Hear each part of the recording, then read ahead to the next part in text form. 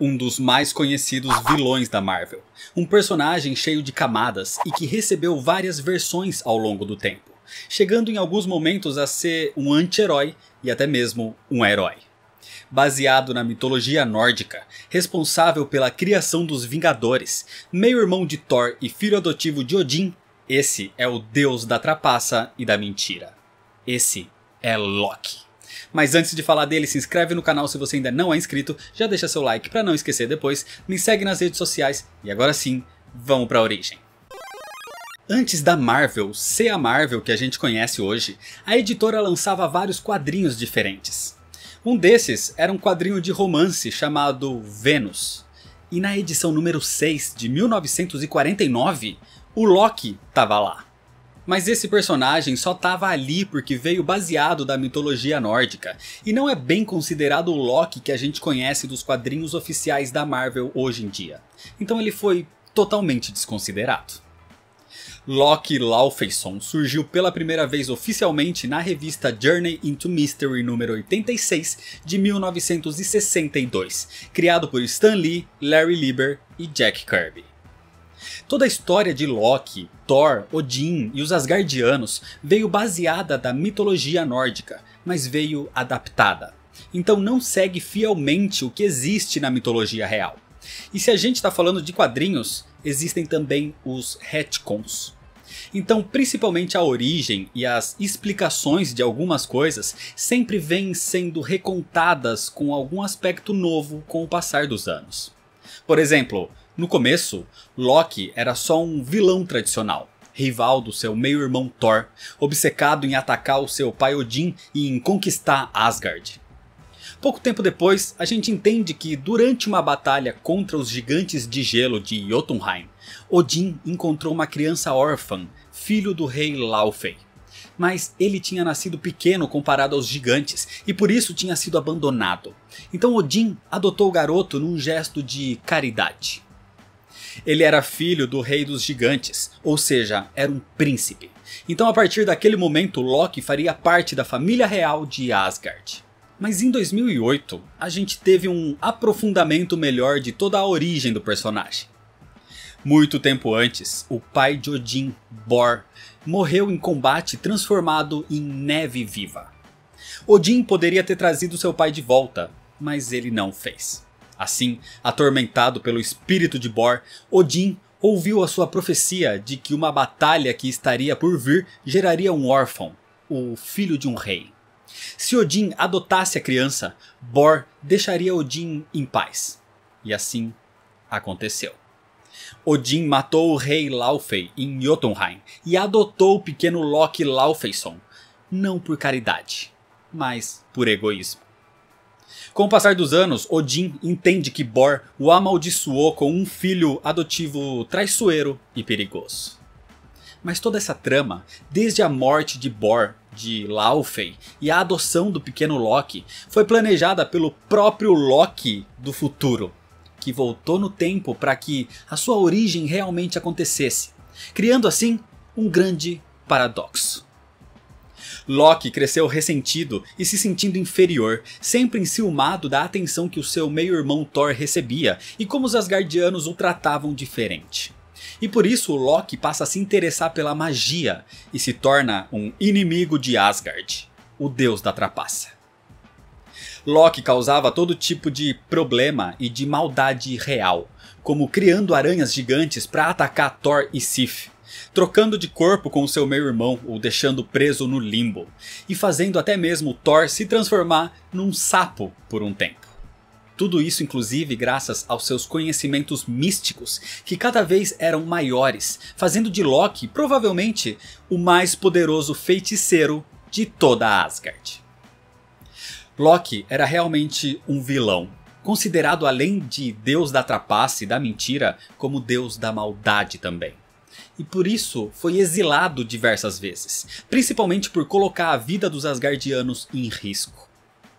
Quando Thor passou a viver na Terra, Loki aproveitou para atacar o seu irmão várias vezes.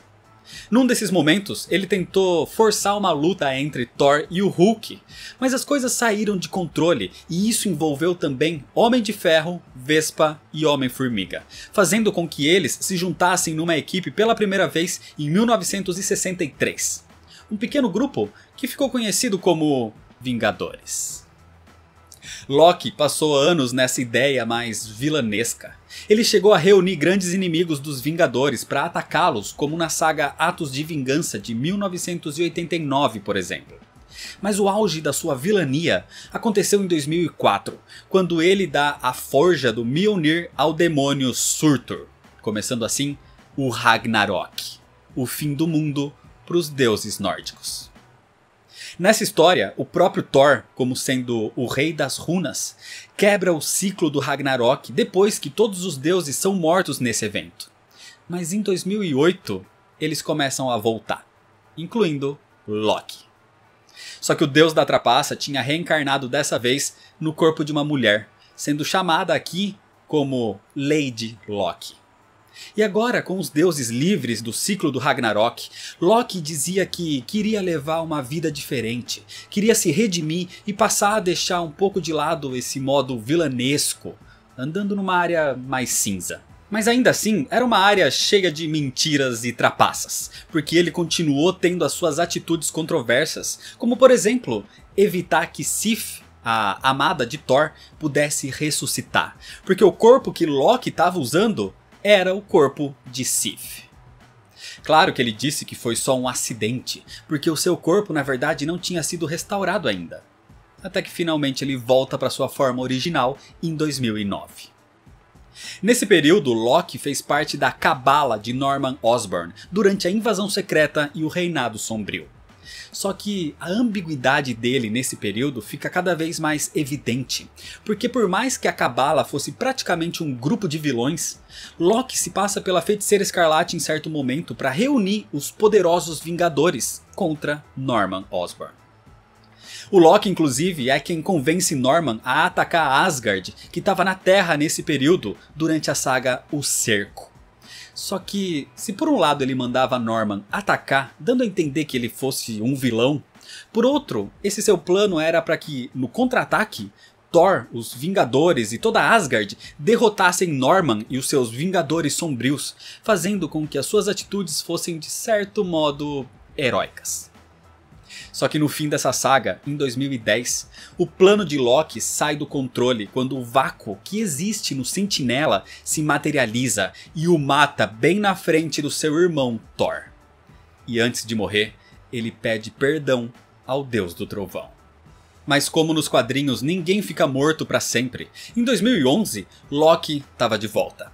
Mas dessa vez ele reencarna no corpo de um pré-adolescente, numa versão que ficou conhecida como Kid Loki. Primeiro, ele aparece sem as suas memórias, como um simples garoto que aplicava pequenos golpes, mas ajudando os necessitados. Até que o próprio Thor o restaura à sua forma divina, mas não devolvendo 100% das suas memórias. O que lhe deu uma nova chance de não ser um vilão finalmente, e de fato ele tinha uma grande bondade. Mas em pouco tempo, o Kid Loki descobre sobre os seus feitos passados ao encontrar um tipo de eco de memória, deixado pela sua versão anterior, que lhe explicou que tinha planos para caso ele morresse. Ele riscou seu nome do livro de Hel, o livro dos mortos da mitologia nórdica, fazendo assim com que Loki se tornasse totalmente imortal. E essa nova forma de adolescente era parte do plano do velho Loki para criar uma nova figura de si próprio se fundindo a ele. Mas o jovem Loki, em vez de incorporar aquelas memórias e voltar a ser quem era, ele transformou aquilo num pássaro batizado de Icol, que o acompanhou dali para frente. O jovem Loki começou a ter as suas próprias aventuras a partir daí, mas sempre sendo tratado com enorme desconfiança pelos Asgardianos, menos por Thor, que desejava de verdade que o seu amado irmão tivesse de volta, como era na infância, um pequeno jovem problemático e não um vilão assassino. O problema é que o pássaro Icol era aquele vilão e manipulou vários eventos envolvendo até mesmo o demônio Mephisto para acabar com a existência do garoto. Mephisto conseguiria poder sobre todos os reinos infernais através de uma arma ligada à essência do jovem Loki. Então, como único jeito de destruí-la, o jovem Loki se sacrifica. Mas isso mostrou ao Loki original que ele nunca mudaria e sempre seria um vilão. E ao perceber o que fez, ele passa a ficar atormentado com isso. O Loki original estava de volta nesse momento, ainda com corpo jovem, mas por todo o mal que causou, ele estava afetado e passou a se tornar uma pessoa mais ambígua, ainda cheio de artimanhas, mas não era pura maldade dessa vez. É como se ele fosse um terceiro Loki, uma nova personificação. Nesse período, inclusive, ele chegou a fazer parte dos Jovens Vingadores em 2013. Em 2015, um pouco mais velho, mas ainda adolescente, Loki passou a trabalhar para as Mães Supremas de Asgardia, como um agente de Asgard. E nesse período ele enfrentou uma versão sua vinda de um futuro distante. Esse era o Rei Loki. No futuro, esse Loki voltou a ser o vilão de antes, destruiu a Terra e agora voltou no tempo para corromper o jovem Loki o antes possível para que acontecesse logo a queda de Thor. O Rei Loki tenta forçar o atual jovem a voltar aos velhos hábitos, e o garoto acaba tendo uma experiência num plano de existência metafísico, onde reencontra suas duas encarnações anteriores, o Loki clássico vilão e o Kid Loki bondoso. Sendo pressionado a escolher um rumo de vida, Loki acaba criando um novo caminho a partir daí, uma nova identidade, chegando à conclusão de que mentiras são apenas histórias sendo contadas. Então ele não era o deus da mentira, ele era o deus das histórias. Assim, quando ele volta, o Loki tem até mesmo uma mudança física, com ele voltando a ser adulto, ainda numa aparência um tanto mais nova do que a sua versão clássica. Mas a partir daí, ele se torna praticamente um anti-herói, transitando entre os dois lados. Às vezes manipulando as pessoas para atingir os seus próprios objetivos, e em outras vezes ajudando até a salvar a realidade. Nesse período, por exemplo, ele roubou o posto de Mago Supremo do Doutor Estranho, e aparentemente passou a agir como um vilão. Mas ele fez isso para que os dois se enfrentassem, e ele tivesse certeza que Stephen Strange era páreo para ficar no posto e cuidar da realidade. Mais uma vez, numa posição onde fica difícil saber se Loki era o vilão ou herói, ele desencadeou uma ameaça cósmica envolvendo os Celestiais, o que forçou a formação de uma nova encarnação dos Vingadores em 2018. E em 2019, quando o elfo Malekith inicia a Guerra dos Reinos, Loki parecia ser o seu aliado, mas se volta contra ele, combatendo até mesmo uma versão revivida do seu pai Laufey, e ao matá-lo como legítimo herdeiro, Loki se torna o rei de Jotunheim, o reino dos gigantes. Só que Loki percebe que ser rei era chato e monótono, então abandona Jotunheim e volta a passar mais tempo vivendo no Reino da Terra, chegando até a se candidatar como presidente dos Estados Unidos. Loki é filho dos gigantes de gelo, então tem força, velocidade, resistência elevadas e todos os quesitos básicos muito superiores a um ser humano normal, por exemplo. Ele tem grande conhecimento em combate e principalmente com armas tipo espada e lança. O seu conhecimento místico o torna, possivelmente, no maior feiticeiro de Asgard. Então ele tem muitas habilidades relacionadas a isso, desde telecinese, rajadas de energia, criação de campos de força, teletransporte, entre várias outras. E um dos seus destaques é a transmutação. Ele pode se tornar em praticamente qualquer outro tipo de ser, tipo uma cobra ou uma égua, inclusive transformando seu sexo de masculino para feminino. E até por isso, a sua primeira versão, a vilanesca, tem vários filhos que são animais, como o gigantesco lobo Fenris, ou a maior ainda, serpente Jormungand. E pela sua transformação em égua do sexo feminino, Loki foi mãe do cavalo Sleipnir. Além desses, Loki também tem outros filhos não animais, sendo talvez a mais conhecida a deusa da morte, Hela. Outra das habilidades de destaque de Loki é o poder de dar habilidade a outros seres. Ele inclusive é o responsável pela criação do Homem Absorvente. E se tudo isso ainda não bastasse, Loki é imortal. Não só por ser um deus, mas porque ele apagou o seu nome do livro dos mortos, o livro de Hel. Então ele nunca poderia entrar lá.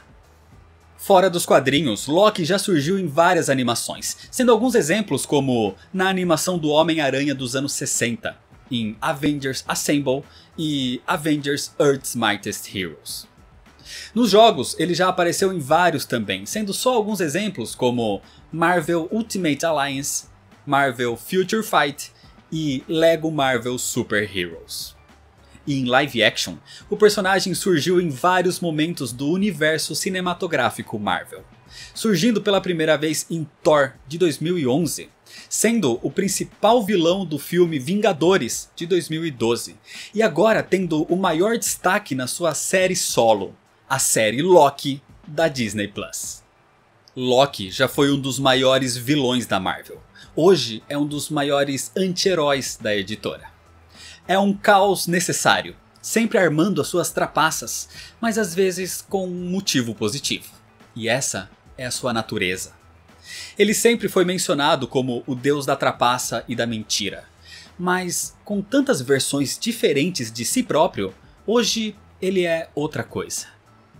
Loki chegou a conhecer nos quadrinhos um espaço metafísico que contém as histórias dos maiores heróis do universo, um lugar chamado Casa das Ideias. E com isso, toda a história que Loki imagina e conta como uma lembrança se torna real. Algo que realmente só poderia vir do Deus das histórias. Então é isso, se você ainda não é inscrito, se inscreve no canal, deixa seu like nesse vídeo se você gostou e comenta se você já conhecia a origem e a história de Loki Laufeyson. Me segue lá nas redes sociais para ficar por dentro das novidades e compartilha esse vídeo com seus amigos. Muito obrigado, valeu e até mais.